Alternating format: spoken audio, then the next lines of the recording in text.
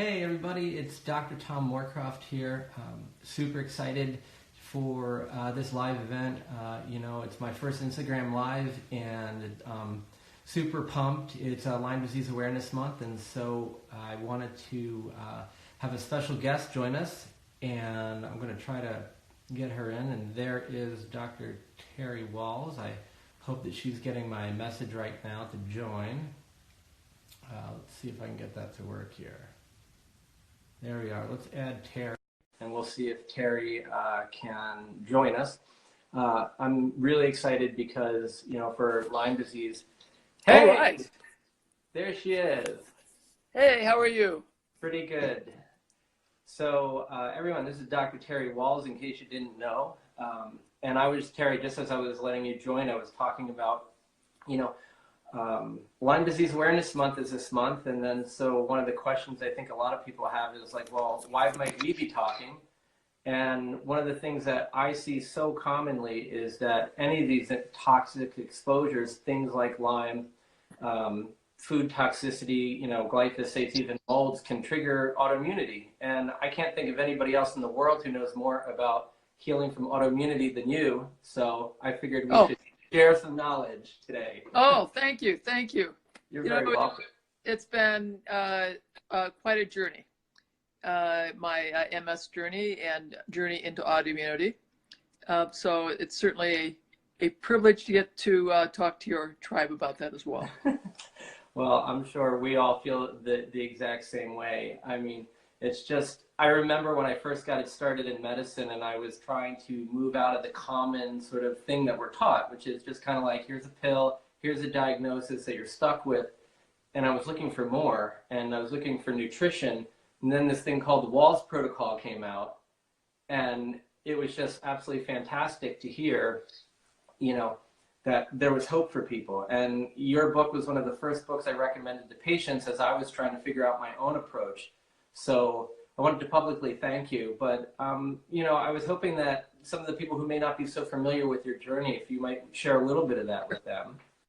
So I'm a conventional internal medicine doc, certainly believed in the newest drugs, best technology, but God has mysterious methods. And so in 2000, I started having weakness in my left leg, ultimately saw a neurologist, got MRIs of my brain, my spinal cord, spinal tap, and was diagnosed with multiple sclerosis on the basis of lesions in my spinal cord, abnormal spinal fluid. And I believed in the best drugs, so I sought out the best center, took the best, newest drugs, and went steadily downhill for the next 7 years. Wow. I took mitoxantrone, going downhill with that. I took Tysabri, went downhill with that. Took Cellcept, went downhill with that. And that's when I decided I need to go back to reading the basic science to do everything that I could to slow my decline, because I knew when you have progressive multiple sclerosis that no one expects that any improvement would ever come. Right.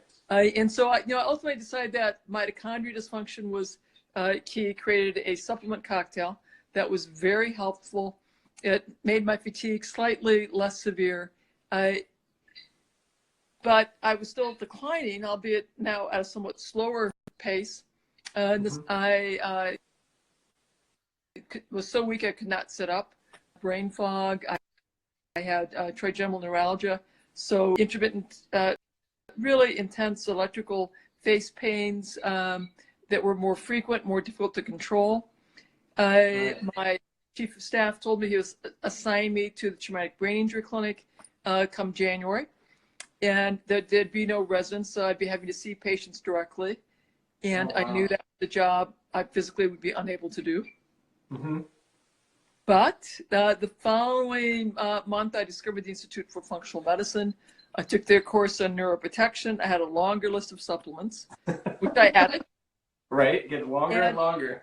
And there's not a lot has happened, but now I have a new aha moment. Like, what if I redesign the paleo diet that I've been following for several years, without a lot of benefit, I might add. But if I redesign my paleo diet based on the supplement list to stress the nutrients in food. And so that was a few more months of research. But I got that started at the very end of December. Okay. Then I go off to the traumatic brain injury clinic, and to my surprise, I'm able to do it. And Right. then at the end of January, I realized, my fatigue is not as bad. My mental clarity is improving. Mm-hmm. And in a couple more months, I start walking again using a cane. Holy cow. And in 6 months, I'm walking throughout the hospital without a cane. And now, mind you, at that time, Mind you, that's not possible, right? Yeah, that's not possible. And I had been so weak I could not sit up in a regular chair. I had a special zero gravity chair, Oh a my special gosh. wheelchair that had me fully reclined with my knees higher than my nose. So, I mean, this is a stunning transformation. Mm-hmm. And a year into this, I am so remarkably better. I'm walking around the neighborhood, and I am biking. I'm able to do an 18.5-mile bike ride with my family. Oh my God. So I'm really thinking about disease and health very differently. Mm-hmm. I am treating my patients in primary care very differently. I'm talking much more about diet and lifestyle. And then my traumatic brain injury clinic, it turns out I'm like the perfect person to go there because my partners are all saying there's nothing they can do. And I'm like, no. There's a lot we can do. Let's talk about diet and lifestyle. Right. So I start getting these folks that everyone said there was nothing could be done. And I get them doing the same things that I was doing. And the traumatic brain injury folks are perking up. Their pain is going away. Their irritability is going away. Their moods are stabilizing. In primary care, I'm talking less and less about drugs, more and more about broccoli and vegetables and mushrooms. My whole world is turned upside down. Right. And, I just wonder, like, as you're saying that, I remember so many people say to me, like, do you really eat that way? Do you really exercise that way? And my answer is always like, yes, and, one of the comments or questions that came up is like, have other people gotten a similar result as you have with your? Oh yeah. Well, so what is really fun to watch is we had a lot of pushback from the neurology community saying, the doctors at the University of Iowa and the Cleveland Clinic and the Marshfield Clinic must have all been terribly incompetent because you never ever get better from progressive MS. Right. No way. And like, okay, let's say that maybe all the neurologists I saw over all those years somehow were incompetent. Then the real question is, what about the clinical trials that I do where we see people, another neurologist, not me, another neurologist confirms that they have progressive MS. We then enroll them in my study, use my protocol, and they get better. Are you going to discount all of those people as well? Right. Well, one of the things, Terry, that I love about what you do is because I got into medicine and wanting to help people heal and have a great life, but I also am a scientist. And the part about your work that stands out that's completely different than most people's is you had this experience yourself, and then you said, I want to see if this will work with other people, but I'm going to really study it. I'm not just going to say, here, buy my stuff and try this. You're going to say, does it really work? Is there a way to tweak it through scientific research? So we've done the first, it's called a safety feasibility study. So everyone got enrolled. We confirmed the diagnosis, did the protocol, confirmed it was safe, and we really had stunning results. And that's been published. We've had 4 papers from that first study. So awesome.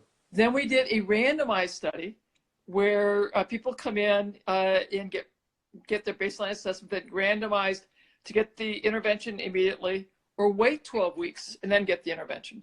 And again, we're able to show that the people who get the intervention have remarkable improvement, and those who don't get worse, as you expect with.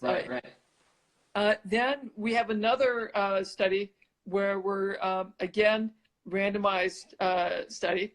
That is currently under review, so that I can't talk about that other than say smiling about those results. And then we have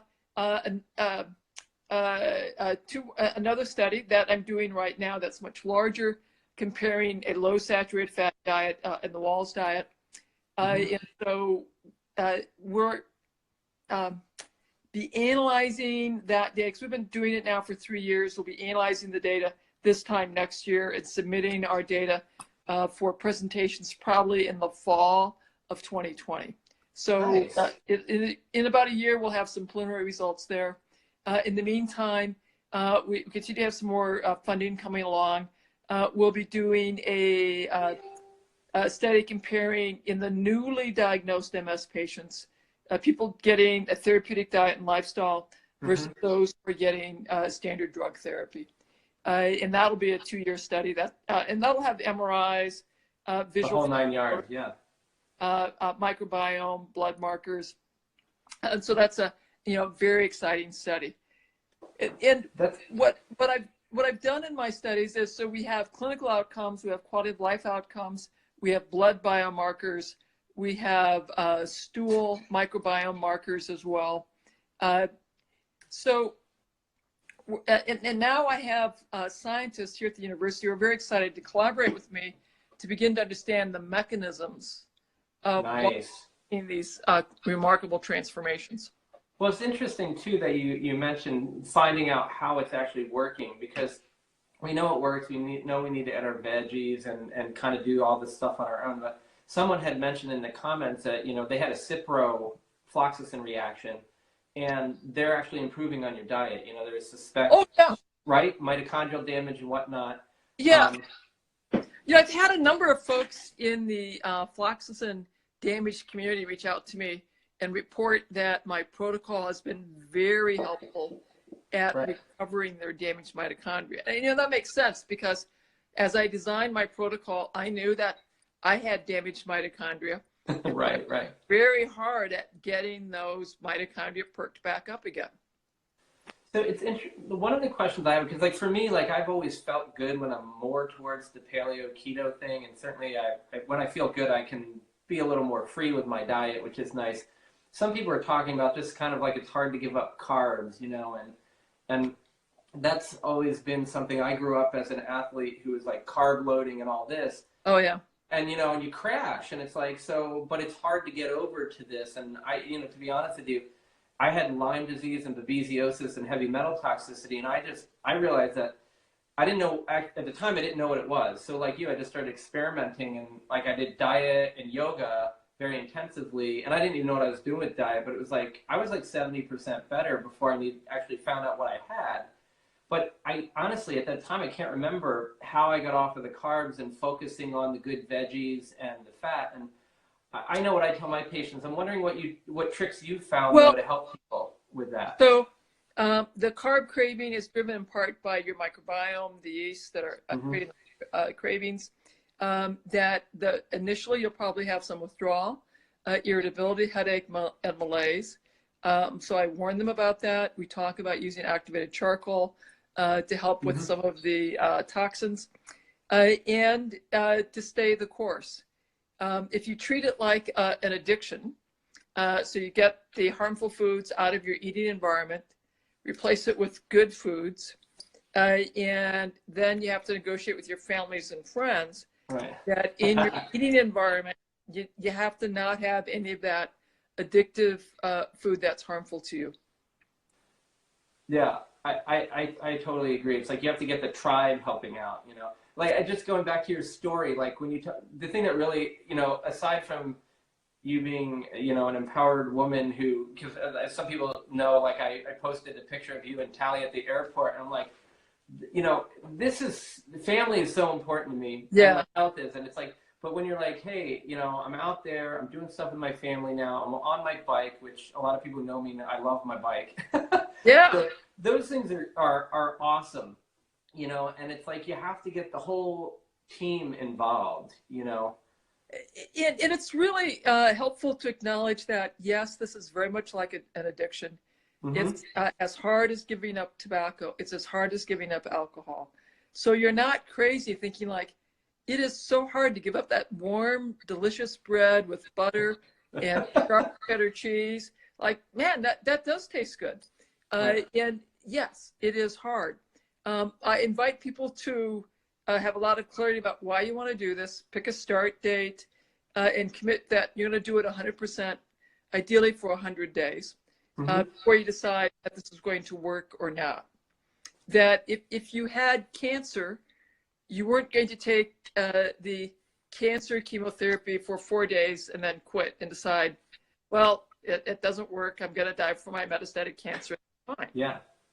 You're probably going to decide that if you're going to do the cancer chemotherapy, you're going to go all in and do it. If you want to know would diet work, the only way to really know is to be willing to go all in and meticulously go in. Don't have any excluded foods. Realize that the first week to month may be difficult, but it gets steadily easier. And if you can do it meticulously for 100 days, then you have a much better chance of knowing just how much benefit you can have from a diet and lifestyle approach. Yeah, I mean, you know, it was interesting to me too, is like, it's hard to set these goals because you're like, it's almost like, you know, you can't heal. You know, so many people are like, especially in the community that I work with so closely, the Lyme disease world, a lot of people feel they can't get better. And so I'm always telling them to kind of like, you know, future pace, you know, identify clearly where you would like to be and then start looking for evidence of that in your current life, little itty bitty things that help you kind of get to that place. Yes. Right? And absolutely. You know, I like to have people have a big goal that they like to have. So maybe the big goal is climbing Kilimanjaro or doing a great bike ride across to Iowa or walking a mile. And like, okay, so here's our big goal. Now, what's the tiny little next step that you could take? And maybe that tiny little next step that you could take is walking out to your mailbox every day. Right. That's fine. So I want people to have a clear, big goal that may take a couple of years to get to, the physical goal.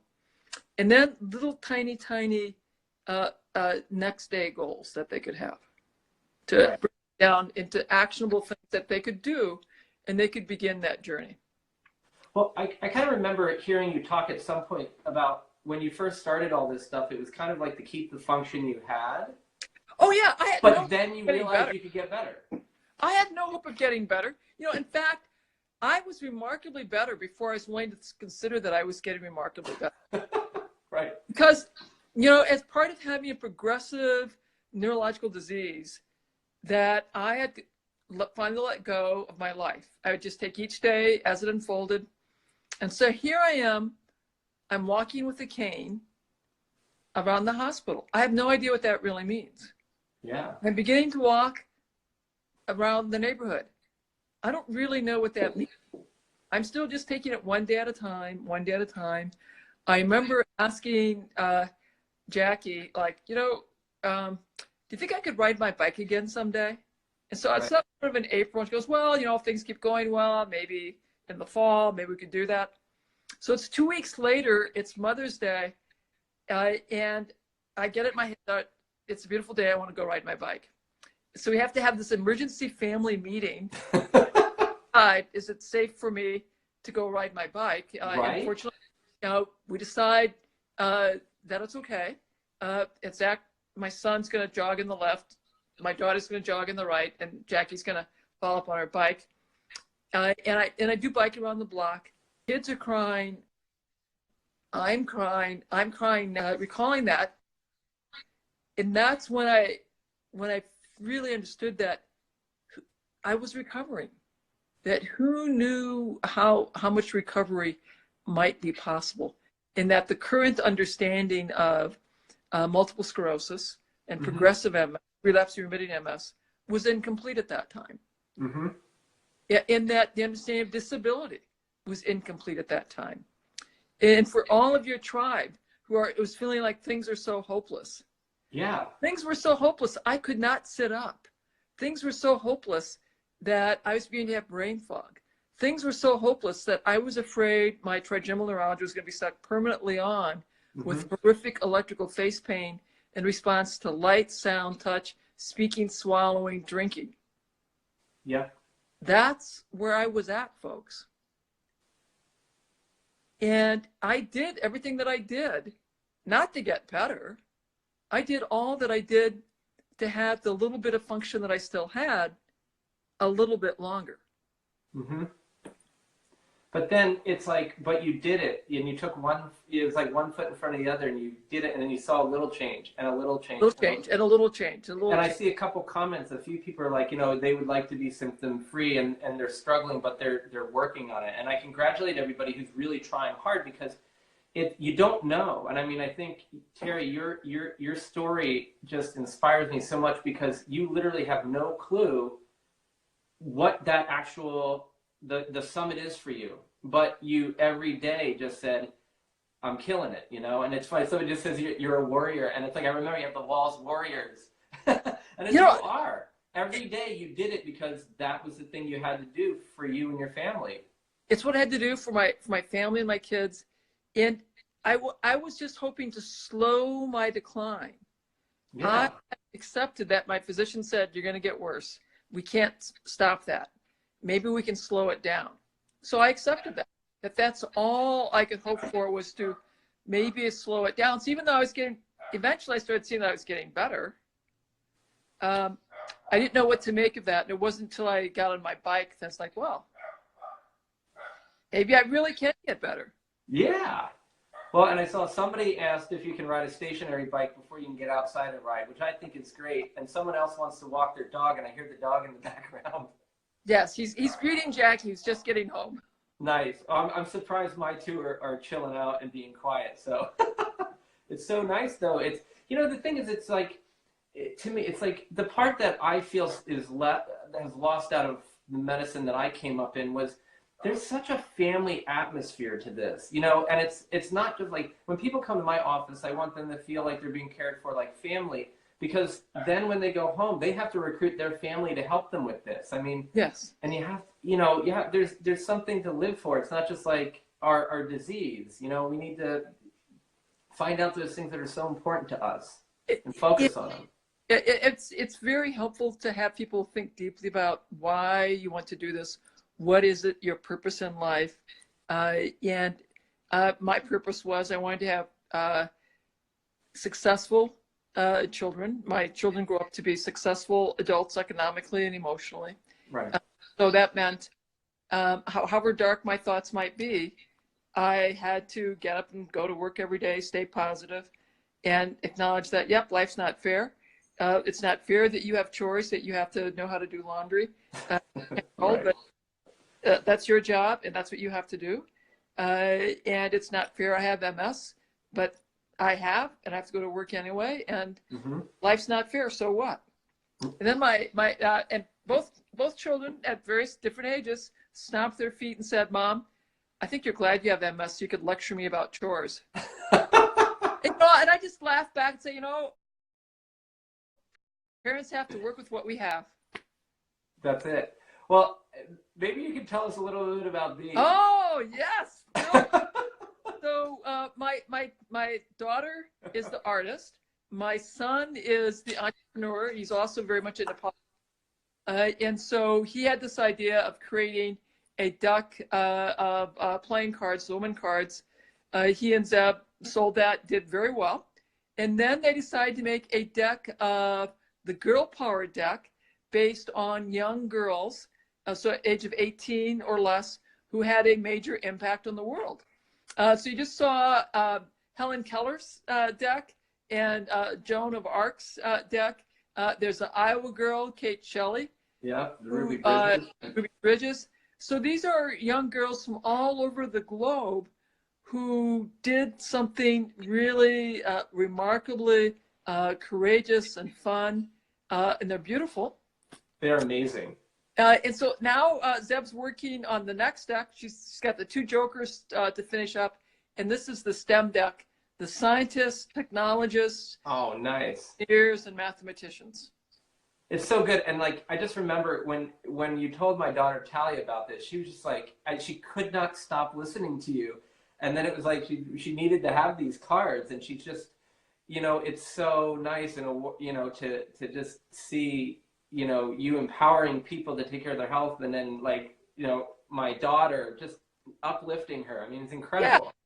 You know, we all love our kids. We love our children. We want our children to be successful. So for me, you know, I'll confess, watching your daughter go off to be a Bachelor of Fine Arts painting major in studio art, I'm thinking like, dear God, that's what I did. And I couldn't figure out how to make money, so I ended up positioned.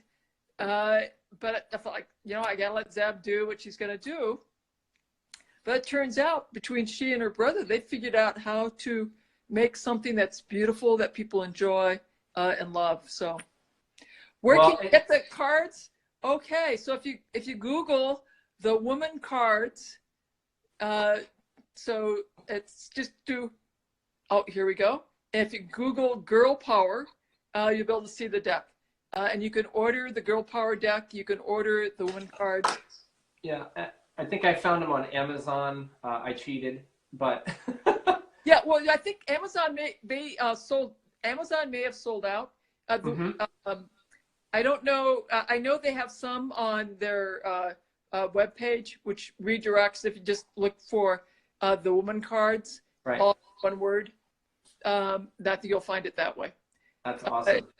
And the STEM deck will be out sometime soon. I know they're still working on production, but they will have it for this fall, I'm sure. It sounds like your whole family has this ability to uplift and motivate people and find, you know, like how do they get together and they find a way to make it happen. And, you know, someone had a comment or a question about like, how do you stay so positive when your body is killing you from inside? And, you know, for me, you know, and I haven't told my story maybe as much as he's like, when my wife and I were first dating, if she would touch my arm, the rest of it would go numb. And then there'd be like a lightsaber that got inserted and went up to my neck. Oh. And, you know, it was, yeah, it's all this neurologic stuff. And I couldn't think, I didn't know what 3 + 2 was. And, you know, it's just amazing. But someone once asked me, and they're like, how did you get better from lying to bees and all this other junk? And I was like, well, I basically said, F you, I got better things to do. And I was thankfully in a position where I could, you know, that was my mindset. And I think we all have to find that thing that we can focus on that motivates us inside. And it's hard as hell. I mean, it sounds like your experience was that way too. It is not easy. One of the books that I read early in life that speaks a lot to me was Man's Search for Meaning.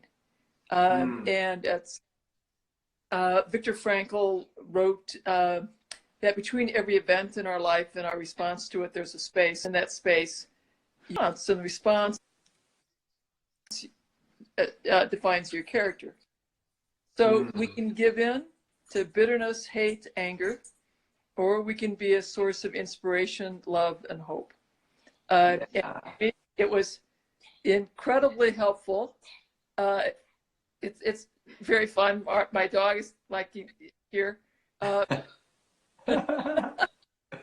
Jackie's trying to convince him to go out. Yep, she got him to go out. So we choose our response. And yes, life is hard. I'm sure I'm going to have some more hard times, disappointments again. But at that time, I'll have to, again, think carefully about, I want to choose my response. And do I want to inspire my kids and my grandchildren and the world around me to be their better selves or their worst selves? And so that is what I try to, now I don't always succeed and be able to do that, but that is my goal, to think carefully and choose to call on my better self. That's so inspiring. I mean, you know, and to me, it's like part of it is just like, what do you choose to focus on? Because if I know I'm going to stay sick, well, that's going to happen. I can guarantee you that's going to happen, you know. But if you choose that, like maybe today I can, you know, focus on, you know, maybe a different outcome, a positive outcome, maybe some healing, I can at least start to move in that direction. Whether I get there or not, at least I've, you know, participated in that battle.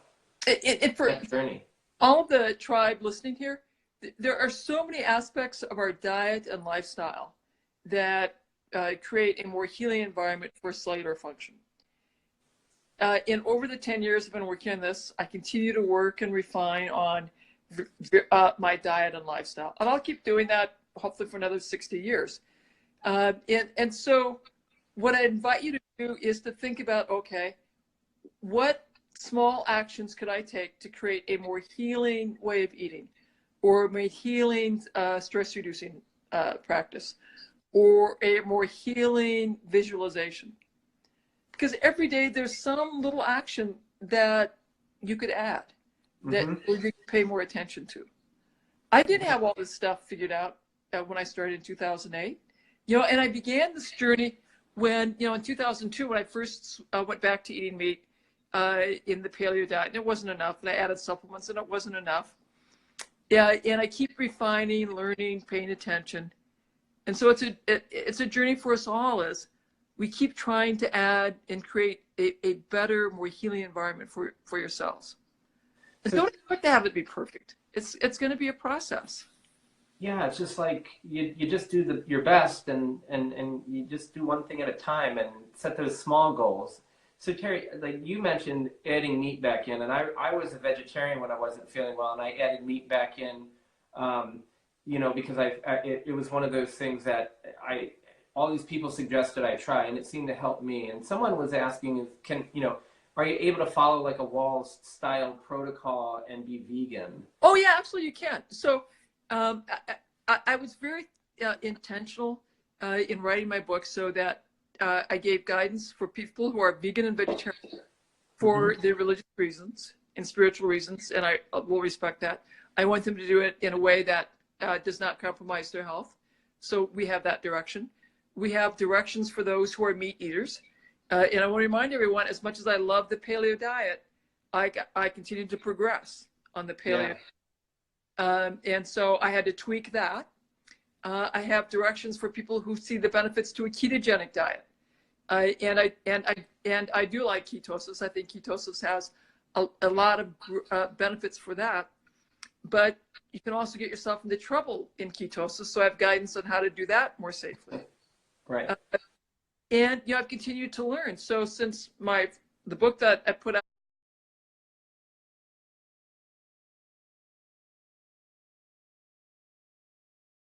in 2014, and the book that will be coming out in March of 2020, I've learned more. So we have some additional refinements to the diet and instructions on how to further optimize things. Yeah. And it's interesting because I find that a lot of the ways that you address healing for MS and autoimmunity come into like my world with Lyme so much, because it's just basically looking at healing giving your body the fundamental nutrition it needs. And one of the things that's always sort of I found complicated but necessary is everybody's a little different. And I remember when I first read your book and started, working through some of it, even in our own diets, it gave me all these different pathways to go, if this, then that, and it was modifiable. And I think that a lot of people I talk to are like, well, should I do paleo? Should I do keto? Should I do this thing? And I'm like, let's find out what you need. And then you have to listen to yourself truthfully, Yes. I think the authors that just say, I found the solution, it's this solution that applies to everyone all the time. Yeah. That's always going to be wrong. Right. Because other than breast milk for newborn babes, we all have individuality based on our enzymes and our microbiome that you're going to have to pay attention to. Right. So I think it's much more important to give people the framework and to understand their values and to help them then start. Here's a great place to start, and then assess your response. And we can give you some guidance as to how to make further adjustments. Now, the other thing that I've done that I don't think there's any other health and wellness author that has done this, and probably because they don't have the qualifications, is I do dietary intervention studies. Mm-hmm. So I actually test the stuff I talk about in clinical trials in other people, and then I publish those results in peer-reviewed literature that other scientists who may disagree with me review and critique. So I was looking at all these comments that people say that I took therapy and that's why I got better. I mean, who cares what my story is? What you care is, what does my scientific papers say that is published in peer-reviewed literature, and what is your experience? Right. Well, and I mean, to me, it's like, it's so important to hear your story, but it is that backup with scientific evidence so that we can see how generalizable is it, or are, like you were talking earlier, can we find out how these interventions are working so that we can offer a more specific intervention to other people? Yes. And there's a question about microbiome that I don't want to miss, because you can do stool testing and other things to check what you have.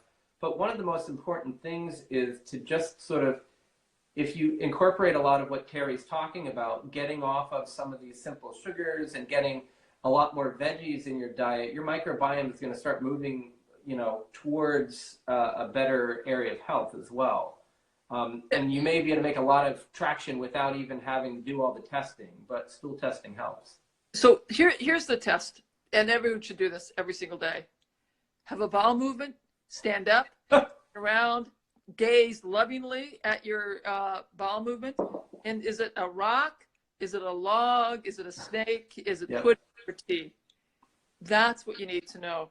Now, when I talk to my microbiome scientist, we have vigorous debates over what it matters with the species, what it matters with the microbial metabolites, what it matters with the gene expression.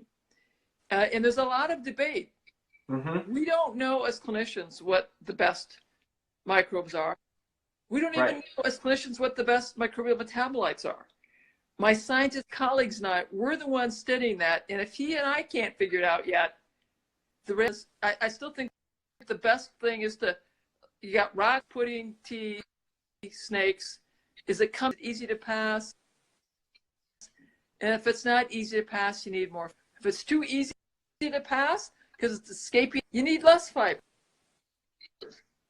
And if you would just pay attention to that, that will go a long way to guiding you on how to get a happier microbiome. And that's what makes good for you. Yeah, and it's interesting. It's like when I got into medicine through wilderness medicine, and a lot of what we would do in teaching what you would do on a camping trip with young kids is everybody has to go 0 to 10, kind of like brown water to charcoal briquettes, and everybody wants to kind of be in the middle, like you were just saying. And it's that way everybody made it comfortable to talk about the poop and make sure they weren't constipated for a week and a half in the woods. But at the same time, it's amazing how just pooping and being I love the way you say it, looking at it lovingly. It's it's such an important thing, and we've just my poor daughter, she just pee and poop is all we talk about at our house. But it's critical pieces of just of supporting your natural healing, and your body has such an ability to heal, as you proved. When I was a intern and a resident, our geriatric patients were so fixated on their bowels. They would tell us if they could just have a good bowel movement, they knew they would feel better. And we residents would laugh and laugh at our old geezer patients.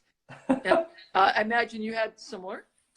And of course, now I tell people that I now recognize that my geriatric patients were incredibly wise. They were exactly right. If we had fed them correctly so that they could pass their bowel movements easily, their health would have been vastly, vastly better.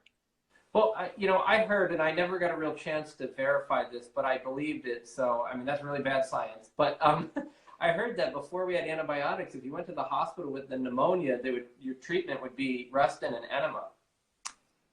Probably. Right? And there might be some wisdom in there. And certainly we need to go back and get the real science.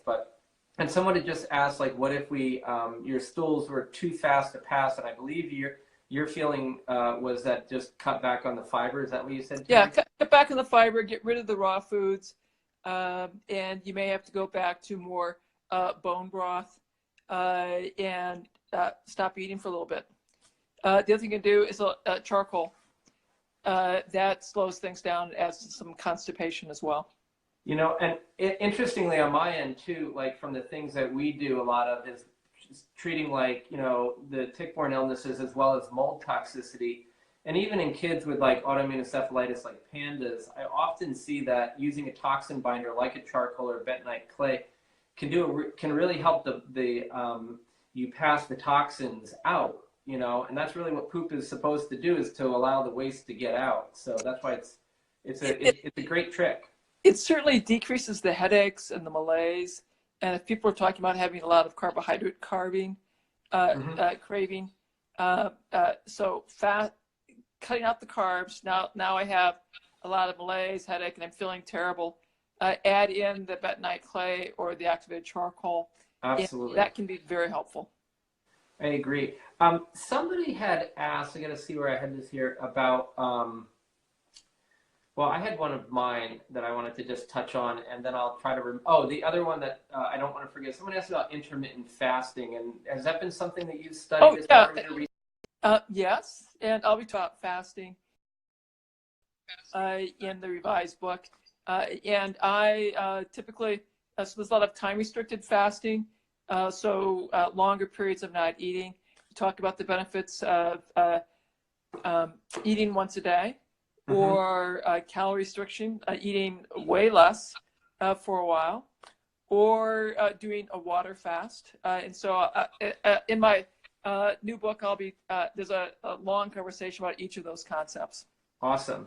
Well, that'll be something everybody can look forward to seeing. And, yes. Just to sort of tie things together too for sort of my tribe, it's like, there is this talk about Lyme and MS being really kind of, Lyme may trigger MS in some people. And in my experience, it's sort of been an atypical MS presentation, but, I don't know if you've come across here, there's some work that I heard about where sort of the flagella, the tail of the spirochete, looks genetically kind of like myelin, which could be a trigger for autoimmunity. Yes.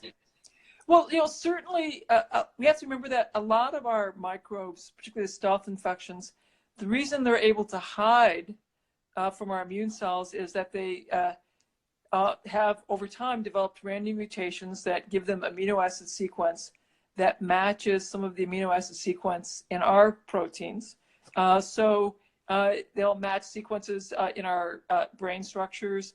It'll match sequences in our synovium, in our lungs, and our skin. And so a variety of these stealth infections, when we finally get so we can attack the microbe, then we may clear out the microbe. When the microbe's cleared, then we continue to attack and now have an auto process. Yeah. I always tell people like that we have to like look at, there's a couple of things going on. There's if you look at infection caused autoimmune encephalitis or encephalopathy or any joint thing too, is we've got that infection, then we have to turn off that autoimmunity, and then we have to heal the part of the body that's been damaged, so we have like multiple stages. And I think that's like so much of what you're talking about is you have to do all those pieces and line them up, and it might take some time, but it can work. It can work. So now we're talking about resolvins. Those are the molecules that signal the reparative to stop the inflammation and resolve the inflammation. That's called resolvin, and move into the reparative process. Yeah. So, and again, that a lot of that molecular signaling is driven by fats and fatty acids. And so having sufficient quantities of omega-3 fats, the correct omega-6 fats can be really helpful. And again, these are some of the concepts that we'll talk about in terms of what we're understanding. And by the way, this is the stuff that I talk to my PhD colleagues who are now joining in my research.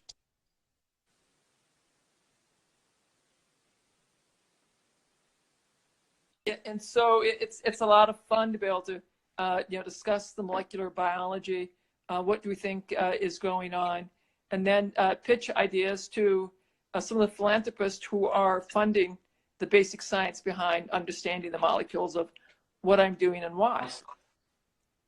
That's so awesome. It's just like, I mean, I know I said it probably like 3 or 4 times already, but I'm just so pumped to hear like there's research being done into the science behind how our body can heal itself through the diet and lifestyle things. Because I see how powerful it is, but like you were saying earlier, you gotta have that backup, you know, and you gotta know why through the science as best we Well, can, when we correct. can. We need to understand the science. Now, a lot of science is done. You build animal models of disease, and then you study the animal model, and you do that for a decade or two. Then you create drugs, then you study it in people. I have some very interesting colleagues here who are so excited because now we have someone who's fixing the disease in people first. We're understanding the molecules of what's going on. And now we're talking about building the animal model to study what's happening. It's Oh, not wow. often you get to do it in that sequence, that you have somebody who made the observation of a effective therapy in humans first, Mm-hmm. verified it in humans first, and now is working backwards molecularly, working backwards into animal models. That's awesome. That's so good. Well, Terry, I mean, Yeah. this is super. I mean, you just like, I mean, it's amazing when you see this marriage of sort of the passion and inspiration to empower people and the science. I mean, I feel like we get one or the other one, and we miss the combination of good science and being a good, you know, this empowering person who's a leader and You know, motivator.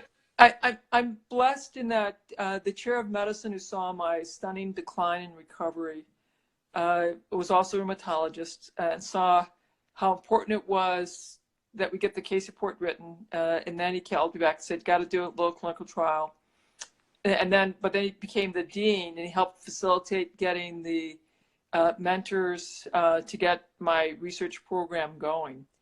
And so, you know, Paul Rothman Mm-hmm. was key. Gary Rosenthal was key. John Cowdery, all of my peers here at the university and at the VA that facilitated getting the time and the support to redirect what I'd been doing previously into doing the type of research I do now. Wow. We're also fortunate that that happened. It's great. Hey, there was a question about hyperbarics, and I didn't know if that was something that you guys have looked at. I mean, I certainly. So I know that some people find hyperbarics to be useful. I have no experience, so I cannot comment on it. Yeah.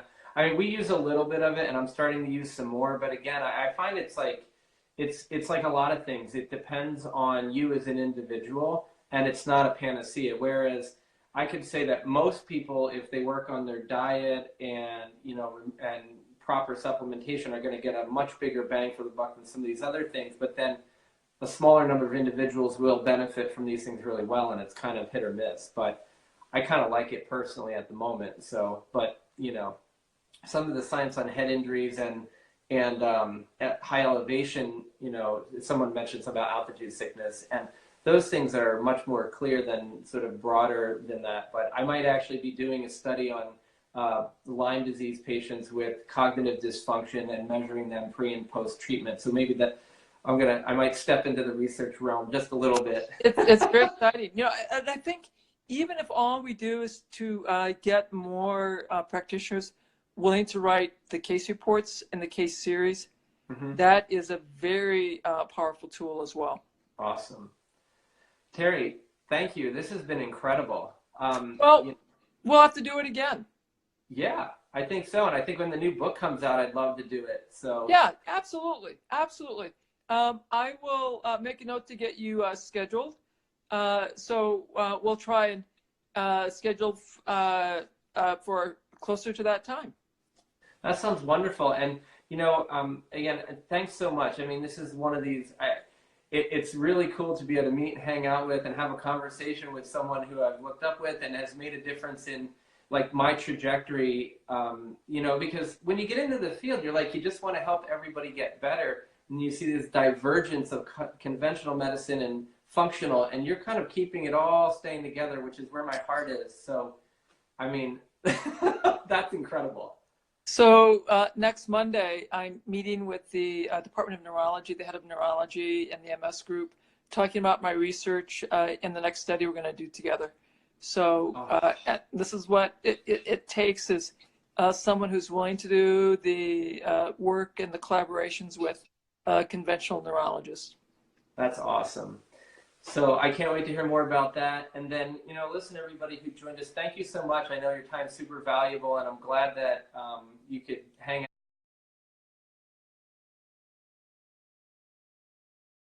out with us and talk to, and hear Dr. Wahls and I shoot the breeze. And as you can tell, I'm super stoked, and I hope you guys are too. And as a special, thanks for everybody who's joining us. I've got some free gifts over on our website. So for anybody who wants to check those out, originsofhealth.com/thank-you, the number 3, and then free gifts. So thank you, 3 free gifts. And what I'll do is I have my common reasons treatment fails and how to avoid them, my top 5 brain detox tips, relax and reboot, which are just some simple exercises you can do at home to balance your immune system and your nervous system. A lot of things I think, that Terry already knows about, but hopefully they'll be helpful for you. And then the other things, if you want to go back and check out any of the stuff we've talked about here, I know Instagram will take it down. I'm going to post to anybody who goes over there and grabs that a replay link for this. So you can kind of go back and replay it at your own pace, and you don't have to worry about it going away in one day on Instagram. So, Terry, again, thank you so much. This is so rad. You're very welcome. All right, everybody, have a great afternoon. And again, thanks so much to Dr. Terry Wahls, and all the best in all your research, Terry. Talk to you soon. All right. Thank you much. Bye-bye.